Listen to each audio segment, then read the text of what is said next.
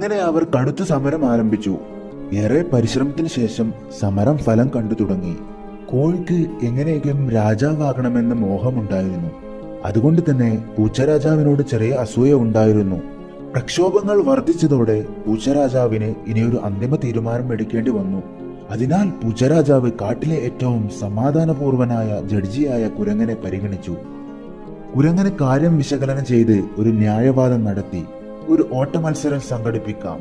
ഈ മത്സരത്തിൽ ജയിക്കുന്നയാൾക്ക് കാടിന്റെ രാജാവായിരിക്കാം. പൂച്ചരാജാവ് പ്രതീക്ഷകൾ കൈവിടാതെ തന്റെ ചപലതയും നൈപുണ്യവും ചിന്തിച്ച് മത്സരം നടത്താൻ തീരുമാനിച്ചു. മത്സരം കാട്ടിലെ എല്ലാ ജീവികളും വരിവരിയായി ആവേശത്തോടെ പ്രതീക്ഷയോടെ ആ മത്സരം കാണാൻ വന്നു. അങ്ങനെ മത്സരം തുടങ്ങി. കുരങ്ങൻ ഒരു കരമായ ശബ്ദത്തിൽ ഉറക്കെ വിളിച്ചു, മത്സരം തുടങ്ങി. ജീവികൾ ഓടി. വലിപ്പവും ശക്തിയുമുള്ള ആനയും സിംഹവും വേഗതയിൽ മാത്രമല്ല